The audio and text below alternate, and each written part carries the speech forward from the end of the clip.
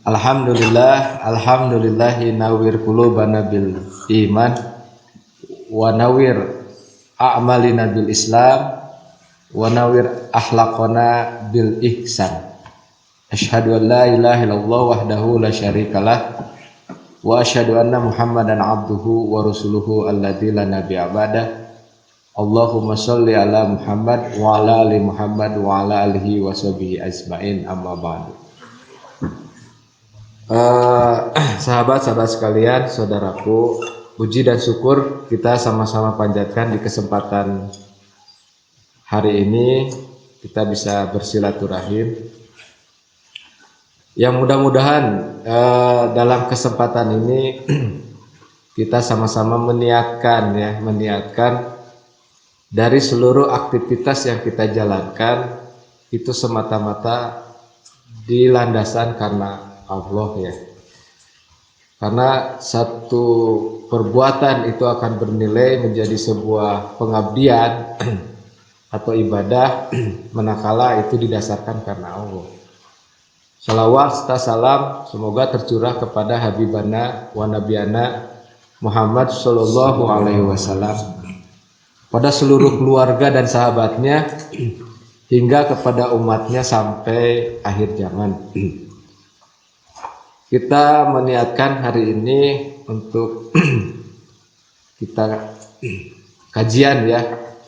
Yang akan kita kaji adalah ada 3 ayat yang sama-sama kita pahami.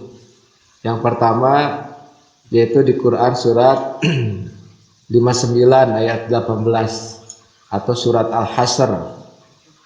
Yang kemudian kita coba mengkaji juga surat Al-Baqarah ayat 218, dan yang terakhir kita coba mengkaji Quran surat 28 ya, Al-Qasas ayat 77. Oke. Yang pertama adalah di dalam Quran surat Al-Hasyr. Al-Hasyr ayat 18 surat 59, bisa nanti dilihat ya di Qurannya. A'udzubillahi minasyaitonirrajim. Bismillahirrahmanirrahim. Ya ayyuhalladzina amanu ittaqullah, katanya. Wal tandur nafsum ma qaddamat ligot.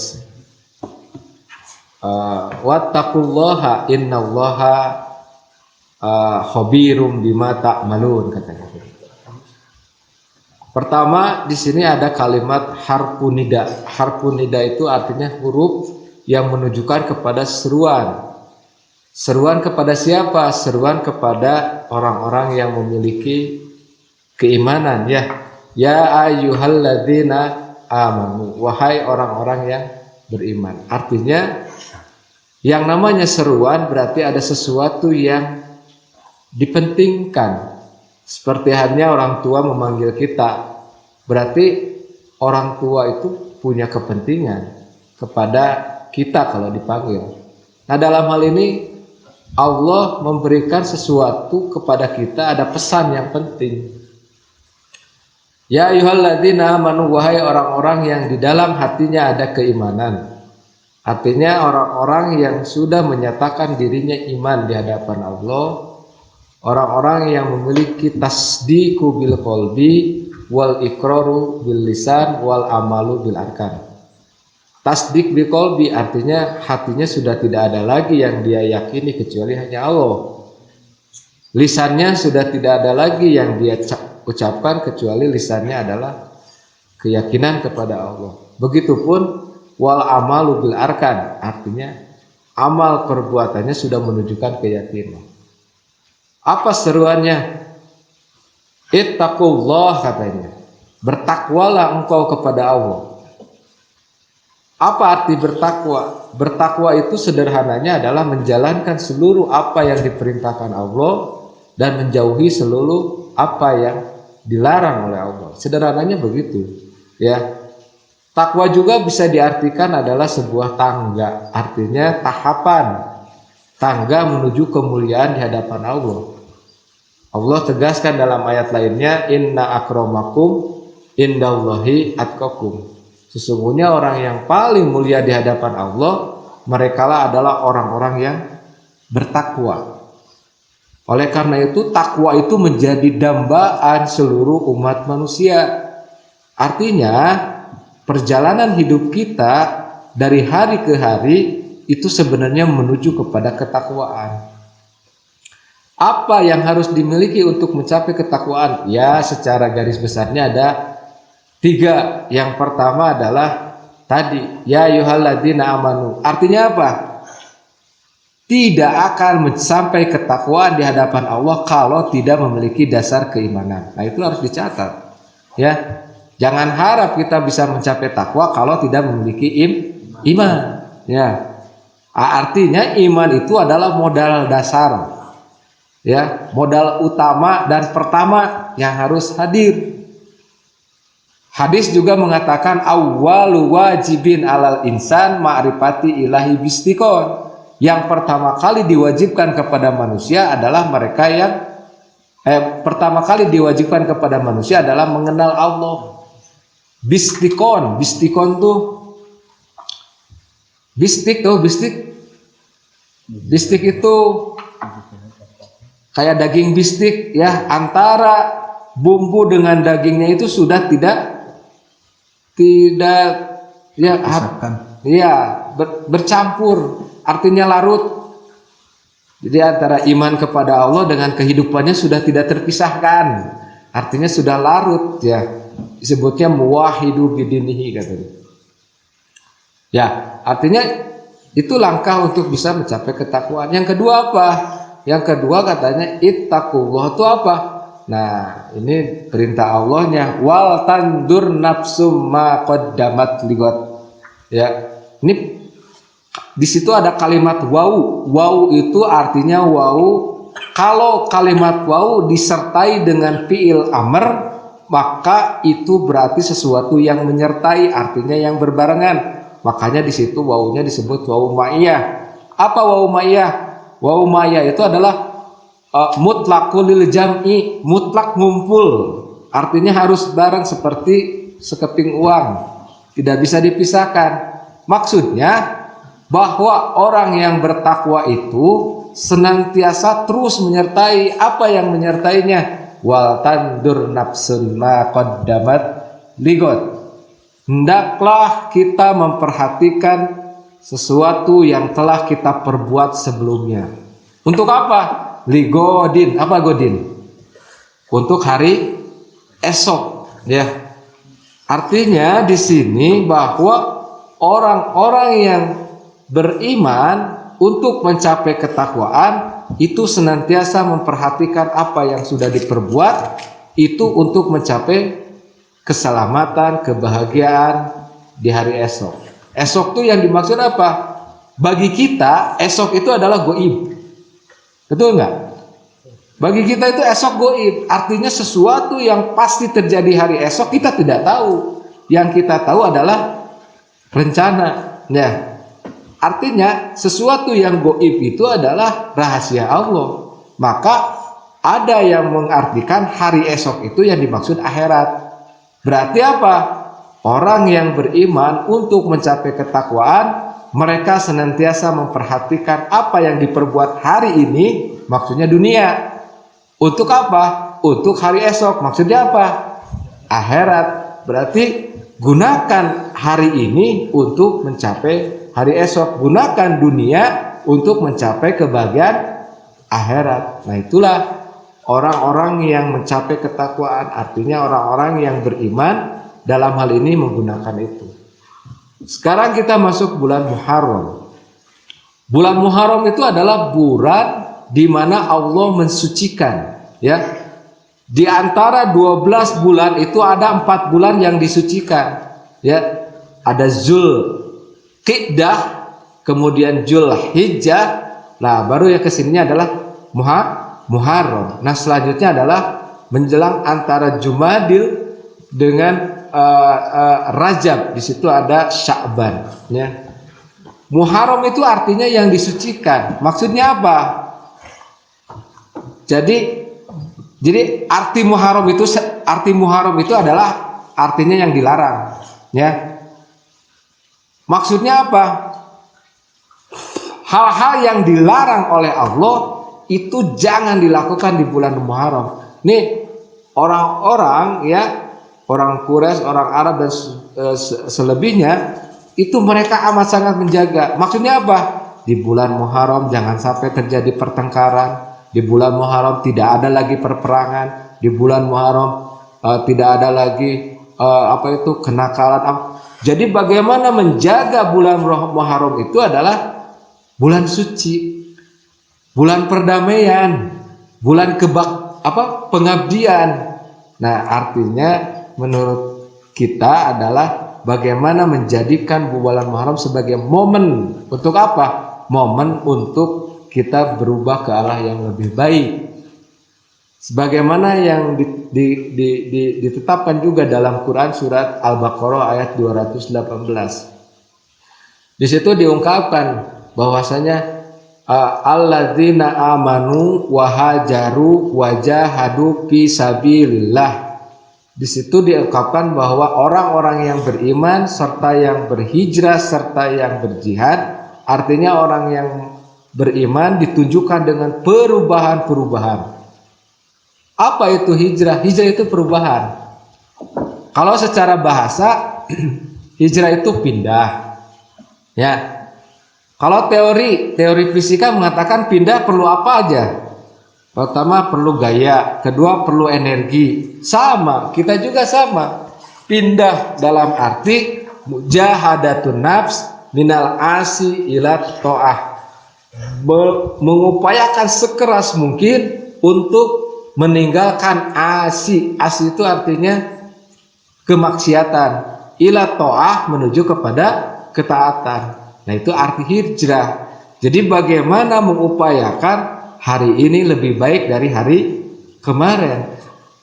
Sehingga bagaimana upaya itu bisa dilakukan? Mujahadatun nafs minal asi ila ta'at. Tinggalkan yang namanya kemaksiatan. Sok jadikan bulan Muharram itu adalah bulan meninggalkan kemaksiatan. Maksiat tinggalkan, maksiat tinggalkan. Pokoknya tinggalkan segala kemaksiatan. Menuju apa? Menuju ila ta'ah, menuju kepada ketakwaan. Lalu di ujung ayatnya Allah mengatakan ulaika yarju rahmata. Artinya mereka itulah yang akan mendapatkan rahmat dari Allah. Ya. Di Quran yang tadi Al-Hasan dikatakan wa tandur nafsu ma qaddamat sligot. Kemudian berikutnya wattaqullah katanya. Dan takutlah engkau kepada Allah atau bangunlah kekuatan ya yang sumbernya dari Allah. Orang bisa melakukan mujahadatun nas minal asi ila ta'at kalau di dalam dirinya ada kekuatan. Nah, kekuatan yang harus kita miliki, satu adalah kekuatan iman. Yang kedua adalah kekuatan Islam dalam arti ketundukan. Baru yang ketiga adalah kekuatan kita dalam melakukan pengabdian atau akhlak. Berarti iman, Islam, ihsan, akidah, syariah, akhlak. Nah, itulah kekuatan yang harus hadir di dalam diri kita sehingga mujahadatun nafs minal asi ila ta'ah itu bisa dicapai ya. Termasuk juga yang tadi bagaimana kita melihat ke belakang untuk hari esok. Dalam surat Al-Qasas. Surat Al-Qasas itu surat ke berapa? Ke-28 ayat 77 katanya apa? A'udzubillahi minasyaitonirrajim. Bismillahirrahmanirrahim. Wabtagi fi ma ataqallahu darul akhirah wala tansa nasibaka minad dunya wa ahsin kama ahsanallahu ilaik wala tabgil fasada fil ard wallahu la yuhibbul mufsidin. Nah, itu ayat. Harus hafal ini ya ayatnya. Apa katanya? Wabtagi fi ma ataqallahu darul akhirah. Wabtagi itu apa? Usahakanlah, kejarlah, carilah. Bima ataqallah terhadap apa yang telah Allah berikan. Apa yang telah Allah berikan? Paling tidak apa yang ada dalam diri kita. Apa? Allah mengaruniakan akal. Dengan akal manusia bisa berpikir. Dengan berpikir manusia bisa memilah mana benar, mana salah. Itu anugerah Allah itu. Ya. Kemudian Allah menganugerahkan rohani. Artinya hati. Sesuatu yang sudah dipilah oleh akal, benar dan salahnya, maka hati adalah untuk memilih, memilah, memilih. Artinya fungsi hati itu adalah menentukan. Kitab Ihya Ulumuddin mengatakan apa? Al-qalbu malik. Bahwa qalbu itu apa? Malik apa? Raja. Raja tukang naon? Raja itu tukang merintah, ya. Di mana-mana ge raja mah tukang merintah, disebutnya pemerintah gitu kan. Artinya pemerintah itu tukang nitah. Ya. Siapa yang berhak menyuruh? Ya, yang berhak menyuruh Allah. Maka Allah adalah Al-Malik, ya gitu kan. Al-qalbu malik. Tah dina diri urang, ya, dalam diri kita yang menjadi pemerintahnya, yang menjadi rajanya siapa? Hati. Nah, hati itu adalah untuk menentukan pilihan. Hadis Rasulullah mengatakan apa? Innamal a'malu bin, segala sesuatu itu tergantung niat, ya. Wa innamal likulli imri'in ma nawa, segala tujuan itu segala niat itu tergantung tujuan. Faman kanat hijratuhu ilallah wa rasul fa hijratuhu ilallah wa rasul. Siapa yang hijrahnya karena Allah dan Rasulnya, maka dia akan mendapatkan Allah dan Rasulnya.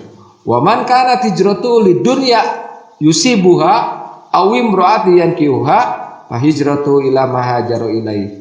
Siapa yang berhijrahnya karena dunia seisinya atau wanita yang akan dinikahi, maka dia akan mendapatkan apa yang diniatkan dalam hijrahnya. Nah, ini menggambarkan anugerah Allah, hati yang ada dalam dada kita itu adalah penentu, ya.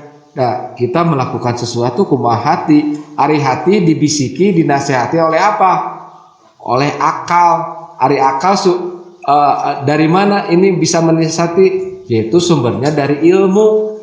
Nah, tergantung, kalau sumbernya ilmunya dari Allah, maka akan dibisikkan ke dalam hatinya kebaikan. Tapi kalau sumber ilmunya selain dari Allah, maka ya itu akan membisikkan ke dalam hatinya. Ya, bisa jadi sesuatu yang salah dipandang benar, sesuatu yang benar dipandang salah. Artinya benar menurut kita dalam arti belum tentu benar menurut Allah. Nah, yang ketiga yang Allah berikan itu adalah jasmani. Akal memilah, hati memilih. Kalau jasmani apa? Melangkah lah, gitulah. Sebagai urutannya, artinya biar paham bahwa apa yang dipilah oleh akal, dipilih oleh hati, kemudian melangkah, artinya berbuat. Nah, itu teh modal untuk apa? Wabtagi fima ataqallahu darul akhirah. Jadi modal itu semuanya digunakan untuk mencapai kebahagiaan akhirat. Wala tansa nasibaka minad dunya, dan janganlah engkau lupa bagianmu, kewajibanmu di dunia. Artinya apa kewajiban kita di dunia? Wa ma umiru illa liya'budullaha mukhlisina. Tidaklah aku perintahkan mereka kecuali ibadah kepada Allah. Artinya apa? Hidup itu perintahnya hanya satu. Apa?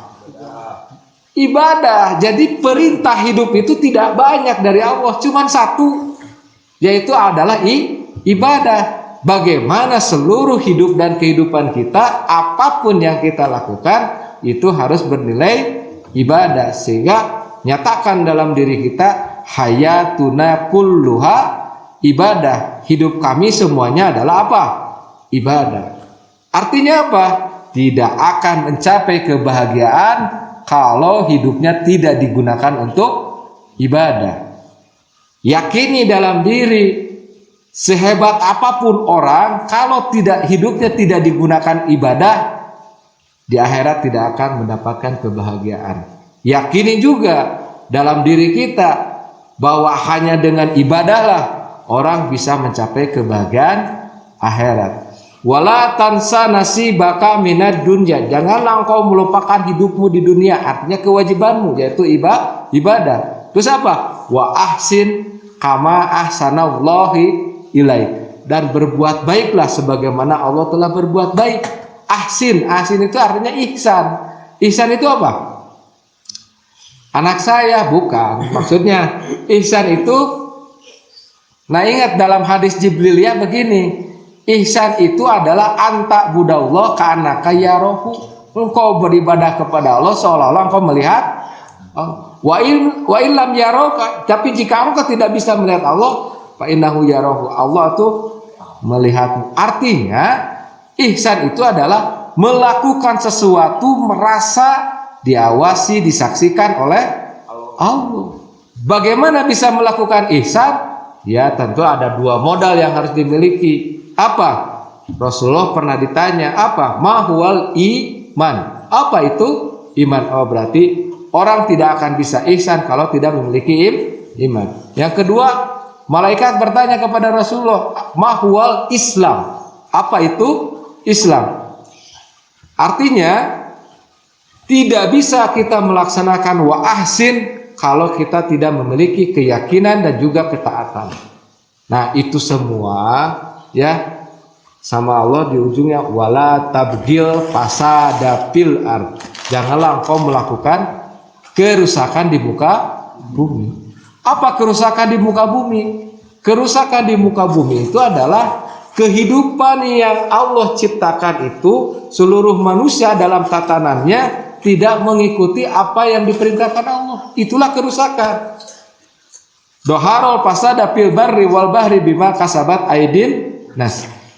Telah nyata kerusakan di darat dan di lautan itu karena ulah tangan manusia. Contoh, coba lihat di masyarakat. Lihat ya, kaum remaja sekarang banyak yang diperbudak oleh dunia, diperbudak oleh harta, diperbudak oleh tahta, diperbudak oleh wanita, bahkan diperbudak oleh harta, tahta, wanita dan kuota sekarang kan gitu ya. Artinya rusaknya moral ya sebagai seorang remaja mukmin muslim itu merupakan bencana, itu merupakan kerusakan. Kalaulah kita dalam hal ini salah dalam memiliki pendirian kita salah menurut pandangan Allah, maka apapun yang kita lakukan akan salah. Tapi kalau kita memiliki pendirian yang benar menurut pandangan Allah, lalu komitmen terhadap itu, apapun yang kita lakukan insya Allah akan benar, dan itu akan mencapai yang dimaksud kebahagiaan akhirat. Oleh karena itu, wala tabgil fasada fil ard itu apa? Sok jadikan dunia itu adalah sebagai batu loncatan untuk mencapai kebahagiaan akhirat. Ya, wala tabgil fasada fil ard wallahu la yuhibbul mufsidin. Allah tidak suka terhadap orang-orang yang berbuat kerusakan. Ya. Banyak orang yang terlena ya dengan permainan, banyak orang yang terlena dengan tipu daya syaitan. Salah satunya apa? Dalam Quran mengatakan walantar doangkal Yahudi walan nasyara hatta tatabi'a millatum. Orang Yahudi Nasrani tidak pernah ridho katanya di dalam surat Al-Baqarah ayat 120. Artinya kita sebagai seorang mukmin muslim jangan sampai waktu kita itu digunakan hanya untuk mencapai atau mengikuti keinginan hawa nafsu kita. Oleh karena itu, wabtaghi fima ataqallahu darul akhirah wala tansa nasibaka minad dunya wa ahsin kama ahsanallahu ilaik wala tabghil fasada fil ard wallahu la yuhibbul mufsidin. Nah, 3 ayat ini ya kita pahami tadi. Yang pertama, bahwa Allah memerintahkan kita untuk bertakwa dengan cara apa? Yuk kita lihat ke belakang. Kita sudah masuk Muharram sekarang. Muharram 14 berapa? 1442 Hijriah. Bahasanya juga Hijriah. Hijriah itu apa? Perubahan ke arah yang lebih baik. Berarti tiap bulan di dalam Islam itu harus berubah ke arah lebih Baik, ya. Kita masuk Muharram. Pelajari apa yang sudah kita lakukan. Untuk apa? Untuk mencapai kebahagiaan hari akhir.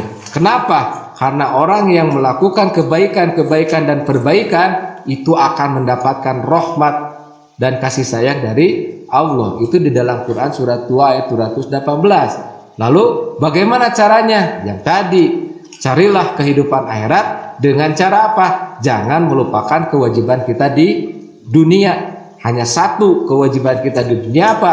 Ibadah. Ukuran ibadah yang benar, satu, jalankan perintah Allah. Kedua, ikuti sunnah Rasul. Yang ketiga, semua dilakukan dalam rangka mencapai mardotillah. Nah, itu kuncinya. Sehingga Muharram yang kita jadikan sekarang itu momen untuk berubah ke arah yang lebih baik. Mujahadatun nafs minal asi ilat to'ah. Berusaha keras secara diri untuk meninggalkan seluruh kemaksiatan menuju kepada ketaatan kepada Allah.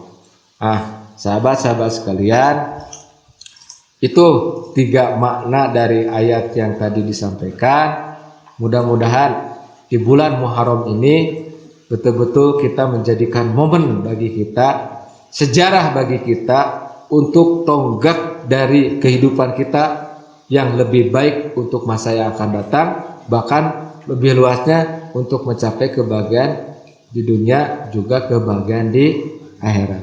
Itu yang bisa disampaikan. Lebih dan kurangnya mohon maaf. Mudah-mudahan Allah senantiasa memberikan bimbingan hidayah kepada kita sehingga kita dalam menjalani kehidupan ini mendapatkan petunjuk dan juga mendapatkan rahmat dan barokah dari Allah Subhanahu wa taala. Aqulu hada astaghfirullahi wa lakum wa lakum minkum. Assalamualaikum warahmatullahi wabarakatuh. Waalaikumsalam.